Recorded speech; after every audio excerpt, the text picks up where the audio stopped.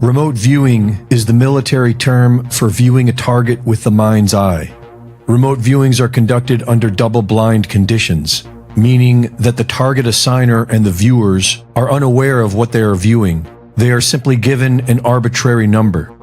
The Future Forecasting Group was recently given the target number H506B3T9. That was the only information they had. It was only after the viewing that they learned what the target was.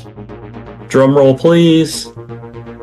You guys were looking at the Rapture, the global religious event of an unknown time.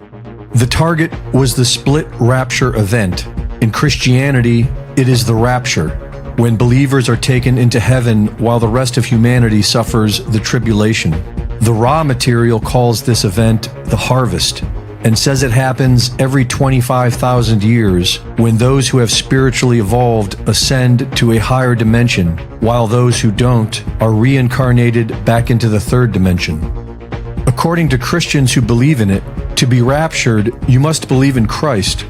The raw material is from an exhaustive channeling experiment that took decades to achieve, and the source claims to be a group of entities known as the Council of Nine, or Ra, the same Ra of ancient Egypt, here to assist mankind in their spiritual evolution. And the FFG team saw all of this in their viewing.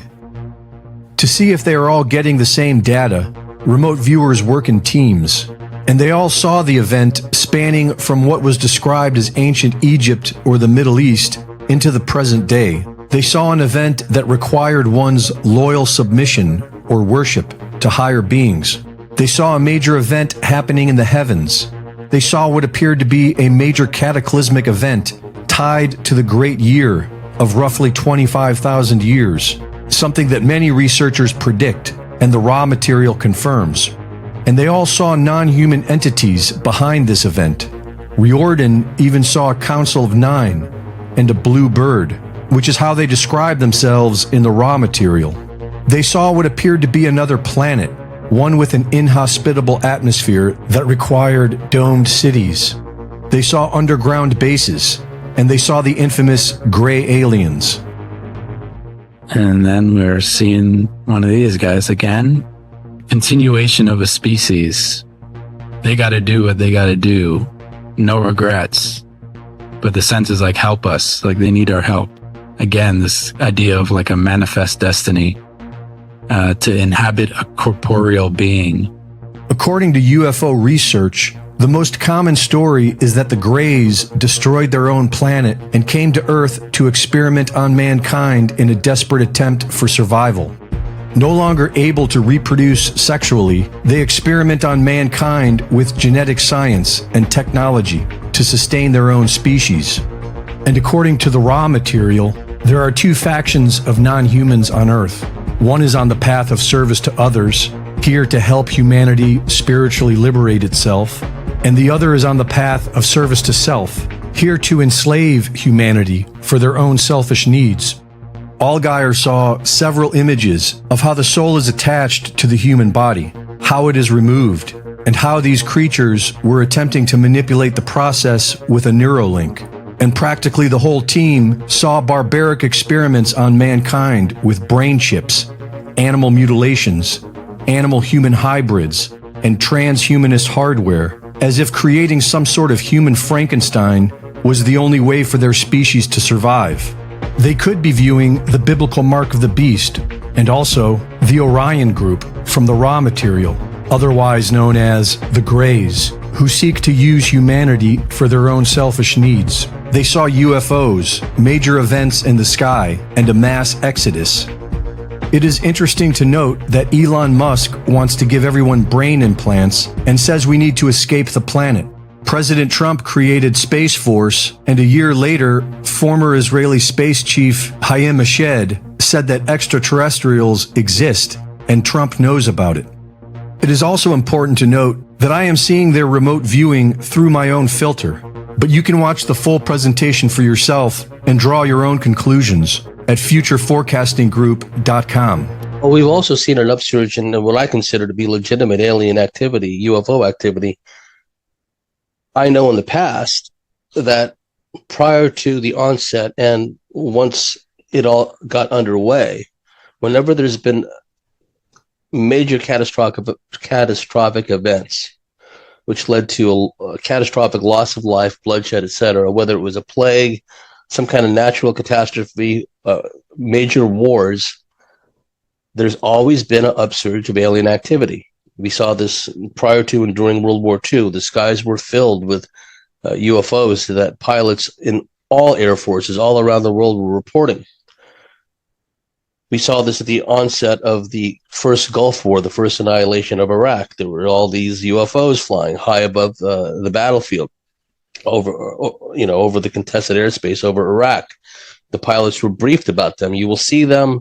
Don't report them. We know they're there. Just carry on with your missions, right? And some of these ETs may be of the soul harvesting variety, that they are just hanging around certain places. Some of their craft, especially their globe-shaped craft, have this capability of sucking up the souls of the recently deceased. In some of my dreams, I've seen this, and other people have described where craft, or what's been described as like a tornado type of whirlwind appearing phenomena, just comes and sucks up all these people and sucks up all these souls.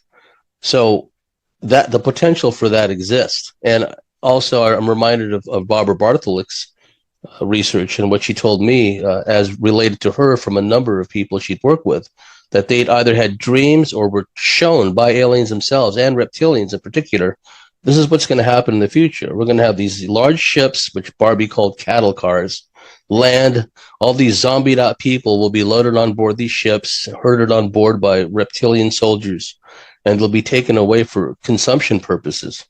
So that also kind of ties in with the whole Schofield Bible rapture concept. And also interesting how it ties in its own way, has some kind of relevance to the whole ascension thing that we keep hearing about, that we're going to ascend to this higher level. Well, we're going to have a difficult time doing that if we don't get rid of the controlling factor first, right? Let's get our priorities in order. You know what I mean? So anyway, just thinking out loud. I love having these conversations with you, Fringe, because real quick point, one of the surest ways to destroy society is to elevate, from a useful idiot perspective, all these highly irrational, unstable, emotionally overwrought, entity-infested women in positions of power and influence, whether it's on television, social media influencers, AOC, all these whacked out whack jobs. So we just get nothing but this mega dose, even if you try to avoid it, of irrationality, instability, et cetera, et cetera. So talking to you, Fringe, is a breath of fresh air, but please continue. I appreciate that. The hand that rocks the cradle rules the world, right? So first of all, to get back to this whole soul harvesting thing, we have, I don't think there's any getting away from these entities having at least some control of the afterlife. I don't think they have ultimate control. I don't think that we should get black-pilled and to think there's no way out. We can't escape this. All we are is living in an ant farm, and they have ultimate control over us. You know, they created us. This is what they want us to think. They created us. They created all of our religions, and we're just in an ant farm at their disposal and at their mercy. I try to stay away from that kind of black-pilled mentality. Number one, I don't believe it. Number two, I think that's what they want us to believe. They want us to believe they're all powerful and ultimately in control of us. I unfortunately have, even for myself, seen some type of a soul harvesting. At least that's what I believe it was. Some type of recycling for myself. I've also gotten an interesting download about the aliens sucking up souls and recycling human souls. And, you know, you can't get away from Barbie's work and people who have seen these ships above hospitals sucking up souls. So while that's all there, I do find it interesting that we now have exactly what you're talking about. We have the New Agers telling us that there's going to be some type of a flash, that we're all going to be upgraded to 5D. and we're all going to ascend to the new earth. And so I find it very interesting that we have a lot of new age propaganda, in my personal opinion, out there saying we need to embrace whatever this possible micronova is, a possible solar flash, whatever energy that might be coming from the sun. We need to stand outside, basically. I made that up myself, but we need to stand outside and just embrace it, because it's going to ascend us to 5D. It's going to switch our DNA in an instant, and we're all going to be ascended. Well, only if you've raised your vibration adequately will you be ascended. And it sounds to me like a giant soul harvest. Don't worry, do nothing, and just embrace whatever is coming, because the aliens are going to essentially have a soul harvest, in my personal opinion.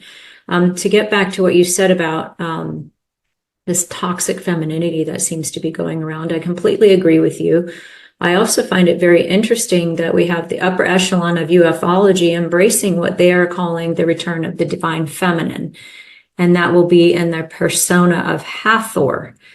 We have a lot of people now believing that Hathor, an old Egyptian goddess known for murder and mayhem, as at least one of her personalities, is actually, in fact, the true and real Holy Spirit, and that she will be coming back to restore the divine feminine to the planet. And this is actually what's been missing the entire time. I could not disagree anymore. It's the toxic feminine that will be returning and destroying this planet, in my personal opinion. So it's interesting that you just said that. Our viewers had a lot of questions to Daryl about soul and AI. What actually technologies these negative entities used around the earth to keep souls in prison, recycle, to do nasty things, and even when we were on the ship and we attacked the reptile ship, I remember we had like cubes on a belt. They're like small cubes. What cubes? What size and what are they made of? Small cubes. I don't know. And then you would, after the soul, the souls would be put in the cubes during the battle, because most beings, and there's something about Earth, I'm not sure what it is, it erases the memory of our souls. Naturally, the soul keeps its memory, even in the next life. And so you really don't want them getting away, so you want to imprison those souls if, they're, negative reptiles. You don't want to get them back into the, circulation of the universe. And, it's just like a cube, and it's just like a box or something. It just traps the soul. And then after that, that's like a temporary holding, that box is only temporary. Then they put it into something that looks almost like an urn. It looks like you put ashes in. Like it looks almost like an urn. It's kind of like that. And that's something that's more permanent. And the soul can be trapped there till pretty much kingdom come. Yeah, that was one of the reasons why they wanted to board the ship instead of just blowing it apart. Because there was beings they knew that their souls were trapped. Maybe they were putting, they have like cyborgs they put souls in. Maybe they were in a suit of armor. Maybe they were in a weapon. They use the souls for any kind of artificial intelligence, and they're trapped in there. And soul is very valuable for them. Soul, like essence, this energy, soul is very valuable for them. It's like currency, yeah. It's traded and things like that. Like there's like a black market almost in the universe where souls can be traded. It's like silver, pretty much. It's not the most valuable thing, but it's pretty valuable. It's the most commonly traded thing. You a man there? I see like you're growing some plants. It's the plants are like energy models for different planets. It's something related to science. Because if you replant energy efficient plant, it's like a light bulb. It connects to it starts growing and spreading the root system, and the more plants grow, they're like micro antennas on the surface of the planet that connects to the whatever is the closest sun. I see where you were working, the closest sun was the blue sun, It's where the Pleiades and Arcturian kind of like area is. And you like doing it because you are, it's basically like a trading system in between planetary systems we're doing, but you really enjoyed,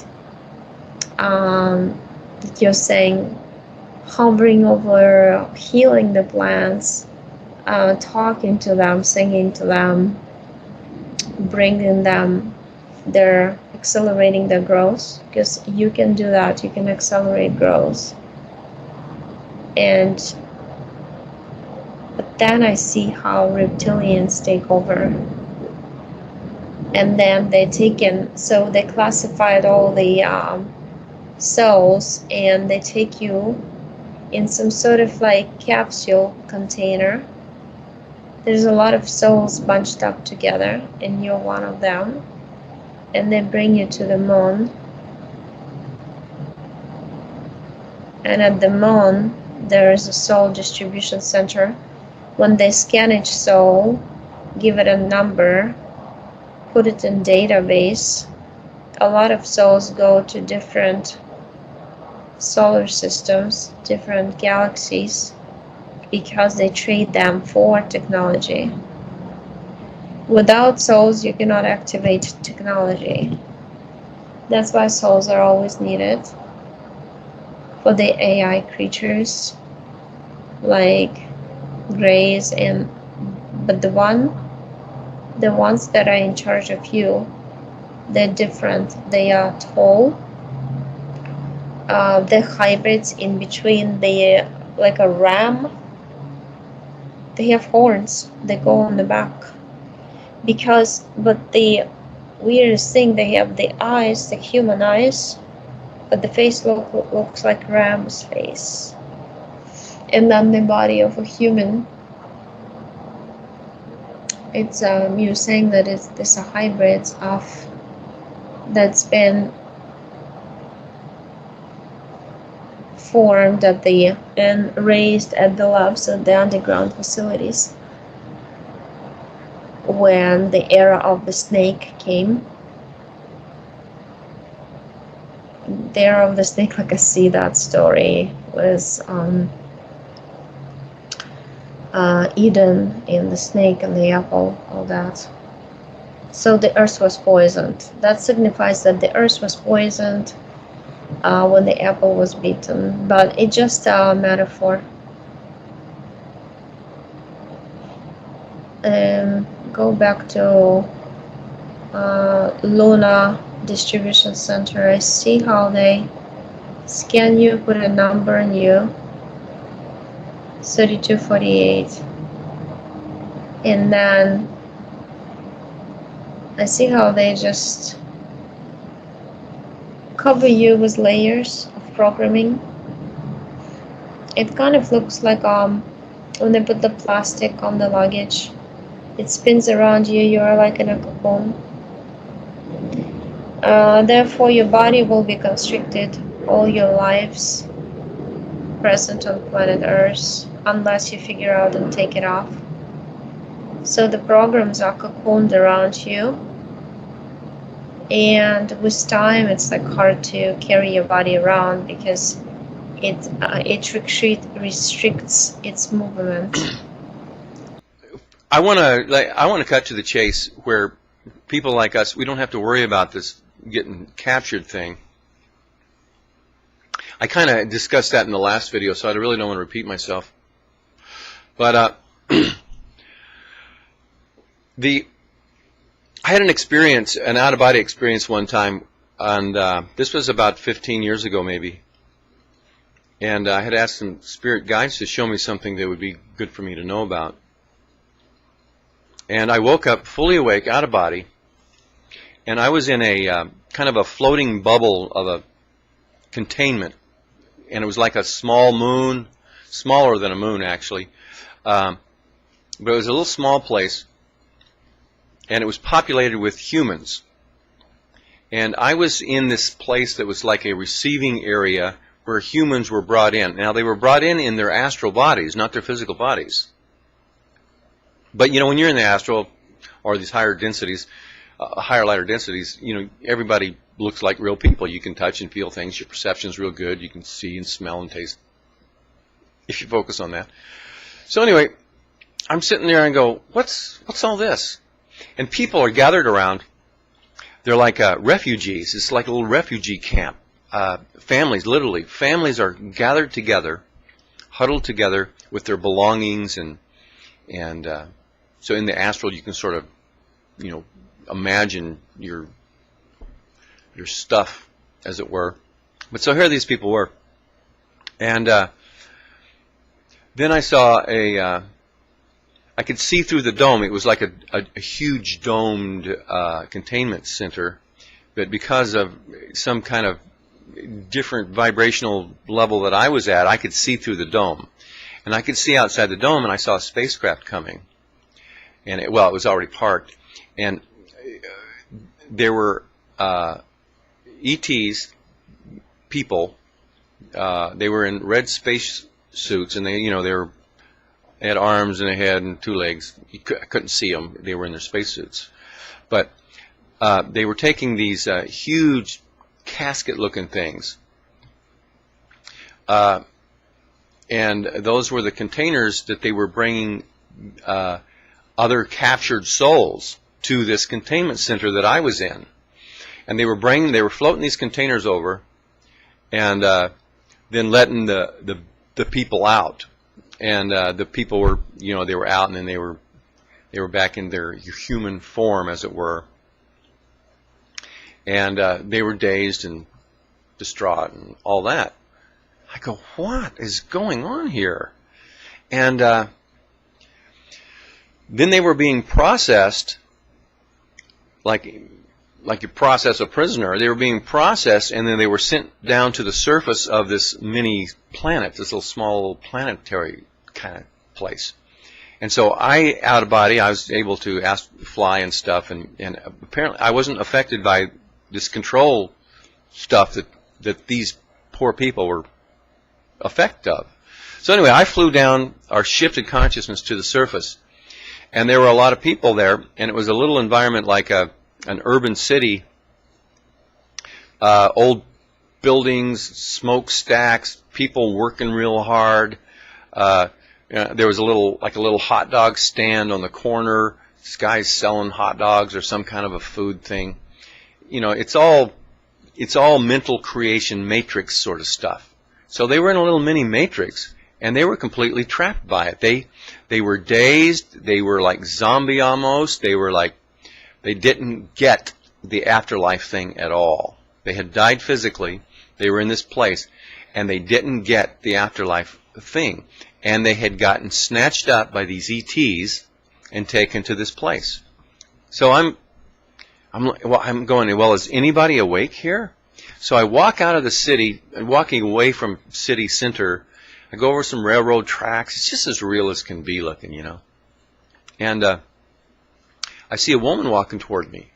I go, is anybody awake here? I wonder, is she at all awake? So she got close to me, and I looked at her. She kind of looked dazed. And I said, are you awake? And she just, didn't even pay me, just kind of like she was in a daze. And I go, and it just beamed a lot of intention. Are you awake? It was kind of like, wake up kind of thing.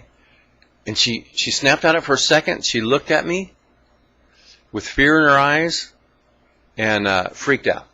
Turned off running back towards city center. She went back to where all the other dazed people were. I'm going, wow, this place is freaky. I'm getting out of here. So I started walking toward the mountains out to the country. As I got closer to the, I could see, there's woods, and I could see trees and stuff along the road I was going down. And I've got my eye on the blue sky and the mountains in the background. As I got closer to the mountains, my field of vision started blurring. It's got that heat wave phenomena you see on a hot desert road. You get that ripple effect, and when you look through it. Well, that's what was going on. So the mountains were looking like that. And I go, what the heck's this? And I got closer, and I realized that this was an energy field that was the containment perimeter. And as I got closer and closer to that, because I decided, well, I know I'm out of body, I'm going to go back to my physical body. So I was walking toward, and I was going to go through the containment energy field, and I started getting afraid.